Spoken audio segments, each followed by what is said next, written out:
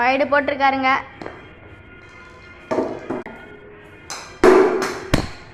Six அடிச்சுட்டு கிழிச்சிருக்காங்க. கேமராலே பட்டுருச்சு. Second Costco பேட்லால் அடிக்கிறாரு. பாருங்க, ஹீரோ பேட் எடுத்து சுத்துறாரு கண்ட மணிக்கு.